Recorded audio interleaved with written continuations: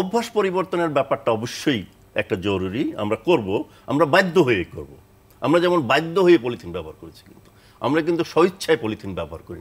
আমাদের পলিথিন ব্যবহার করা শেখানো হয়েছে, অর্থাৎ আমরা বাজারে গেলেই কিছু একটা আমাকে দিয়ে দেয়। এই যে আমার অভ্যাসটা হয়ে গেছে, তখন আমি ব্যাগটা আর ক্যারি করি না। তার মানে আমার আবারও আমি কিন্তু বাধ্য হয়েই আমার অভ্যাস পরিবর্তন করব।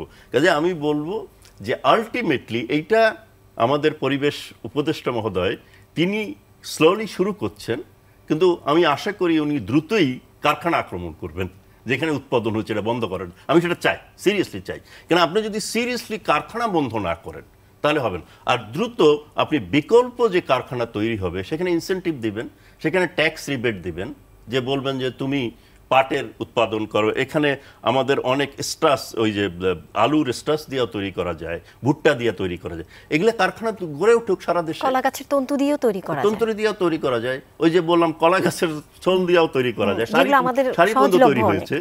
তা আমরা যদি এগুলো তৈরি করে ইনসেন্টিভ দেই যে তোমরা যারা পলিথিন উৎপাদন করো তারা নতুন কারখানা করো, এবং আমরা ব্যাংকগুলিকে বলি লোন দাও, দরকার বোধে আমাদের লোনের ইন্টারেস্ট কমিয়ে দিতে হবে, তাদের উপর ট্যাক্স কমিয়ে দিতে হবে, তাহলে এটা ইমিডিয়েটলি এটা করতে হবে। তাহলে আমি কারখানাগুলোকে আক্রমণ করব, যে কারখানা। এবং আমাদের শাস্তি কিন্তু অনেক, আমাদের আইনে আপনি জানেন 10 বছর কারাদণ্ড, তার মানে শাস্তি কিন্তু আমাদের এখানে আছে। কেউ শাস্তি যাবৎ পায়নি আনফরচুনেটলি।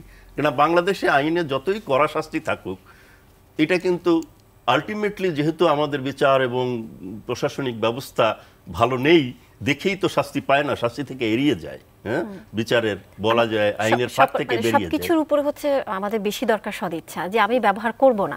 এটা কিন্তু আমাদের দিতে না, আমি কিন্তু এটার বাইরে বলছি যে কারখানা বন্ধ করে দেন, আপনি এটা কিন্তু ব্যবহার করতে বাধ্য হবেন। আমিও বাধ্য হব বিকল্প বের করতে।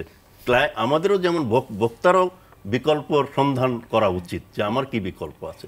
কাজেই আমার মনে হয় বিকল্পের চিন্তা না করে, অভ্যাসের চিন্তা না করে কারখানাগুলো বন্ধ করে, এই যে যদি অর্ডারটা না দিত তাহলে কিন্তু ঠিকই এই শপিং মলগুলো পলিথিন ব্যবহার করে যেত। এবং আমি লাস্টলি একটা কথা বলি, আমাদের দেশে আমি কখনো ছোটবেলায় চাল কিনেছি গ্রাম থেকে, কখনো দেখিনি 1 কেজি চাল একটা পলিস্টিকের মুড়ে আছে, 1 কেজি ডাল একটা প্লাস্টিকের। এখন শপিং মলগুলিতে আমরা 1 কেজি 2 কেজি প্লাস, এগুলো সব বন্ধ করে দিতে হবে।